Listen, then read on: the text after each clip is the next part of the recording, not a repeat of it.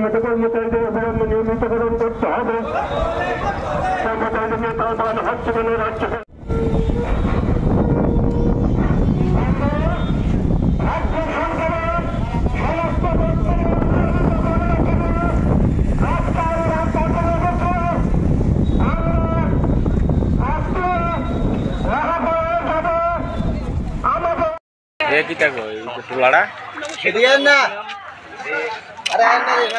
সামনে তাকান, সামনে আরে বেহাতে এরা দাঁড়া দাঁড়া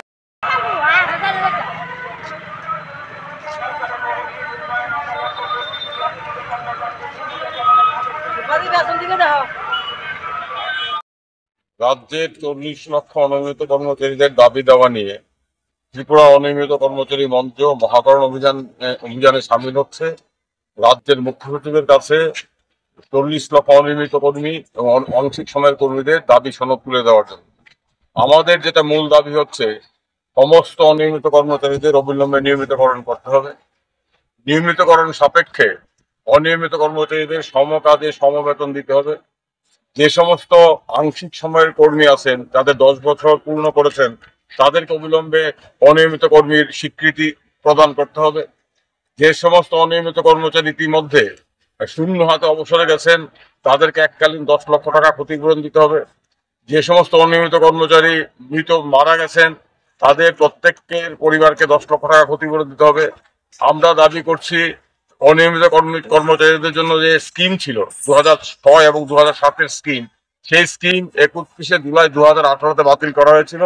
আমরা দাবি করছি অবিলম্বে অনিয়মিত কর্মচারীদের জন্য স্কিম পুনরায় চালু করতে হবে। আমাদের দাবি হচ্ছে, আপনার যারা পাম্প অপারেটর আছেন, পাম্প অপারেটরদের মজুরি বকেয়া আছে, সেই বকেয়া মজুরি প্রদান করতে হবে এবং পাম্প অপারেটরদের কাজের শর্ত পরিবর্তন করা যাবে না। এই দাবিগুলো নিয়ে আমরা এই রাজ্যের অনিয়মিত কর্মচারীদের দীর্ঘদিনের দাবি। তারা দীর্ঘদিন ধরে বঞ্চিত, তাদের প্রতি বিশ্বাসঘাতকতা করা হয়েছে।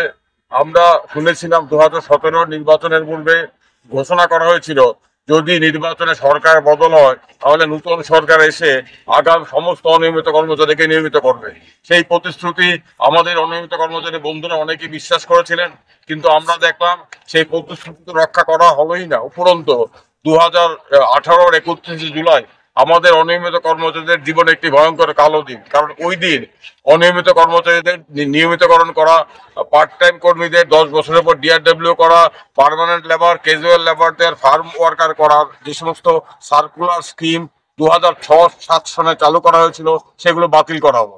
বাতিল করে প্রদত্ত সার্কুলারে বলা হলো যে কিছুদিনের মধ্যে আরেকটি স্বচ্ছ স্কিম তারা রূপায়ণ করবেন।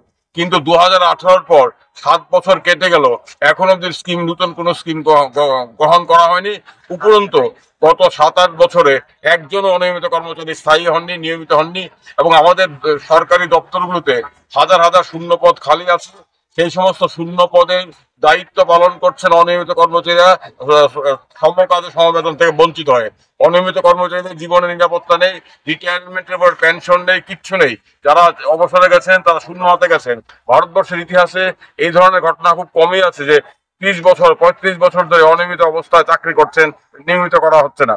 যদিও সুপ্রিম কোর্ট বলেছে অনিয়মিত কর্মচারীদের নিয়মিত করার জন্য স্কিম করতে হবে, কিন্তু আমাদের রাজ্য সরকার সেই নির্দেশ মানছে না। এই সমস্ত বিষয়গুলো নিয়েই আমরা ত্রিপুরা অনিয়মিত কর্মচারী মঞ্চ আজকে রাজ্য মুখ্য সচিবের কাছে ডেপুটেশন দেব। আমরা আশা করব অনিয়মিত কর্মচারীদের প্রতি সরকার দায়িত্ববান হবেন, তাদের যন্ত্রণা তাদের বঞ্চনা জন্য তারা বঞ্চনা প্রতিকারের উদ্যোগ গ্রহণ করবেন। আমরা এই আশা নিয়ে মুখ্য সচিবের কাছে যাব।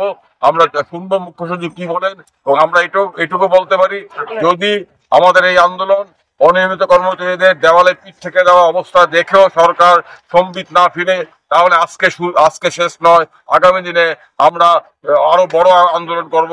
আমরা শেষ দেখে ছাড়বো, কারণ আমাদের সামনে ভবিষ্যৎ অন্ধকার। এই ভবিষ্যৎকে আলোকময় করার দায়িত্ব আমাদেরকে গ্রহণ করতে হবে। 7-8 বছর ধরে আমরা কেঁদেছি, আমরা যন্ত্রণায় বিদ্ধ হয়েছি, কিন্তু আমাদের কথা কেউ শুনেনি। আমরা আশা করেছিলাম গত বিধানসভা নির্বাচনে অনিয়মিত বিধানসভার অধিবেশনে অনিয়মিত কর্মচারীদের বিষয়টা নিয়ে আলোচনা হবে।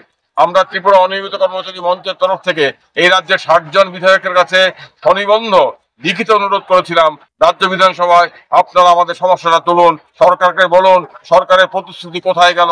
2017 সালে দেওয়া ডাল ভরা প্রতিশ্রুতি এখনো কেন পালিত হবে না, এই প্রশ্নগুলো সরকারের সামনে রাখুন। কিন্তু আমরা দেখলাম 60 জন বিধায়কের মধ্যে মাত্র একজন বিধায়ক এই ব্যাপারে মুখ খুলেছেন, বাকিরা কোনো মুখ খুলেননি। আমরা এতে মর্মাহত হয়েছি। যাই হোক, আমরা আন্দোলনে নেমেছি। আমরা আশা করব রাজ্যের মুখ্য সচিব আমাদের দাবিগুলির যৌক্তিকতা স্বীকার করে দাবিগুলো পূরণে উদ্যোগ গ্রহণ করবেন, এবং এই আশা নিয়েই আমরা যাচ্ছি। যদি ভবিষ্যতে দেখি আমাদের দাবিগুলো পূরণ না হয়, তাহলে আগামী দিনে আমরা আরো বৃহত্তর আন্দোলন করব। এই ঘোষণা দেওয়ার জন্যই রাজ্যের সমস্ত প্রান্ত থেকে অনিয়মিত কর্মচারীরা নিজের গ্যাটের পয়সা খরচ করে এখানে এসেছে।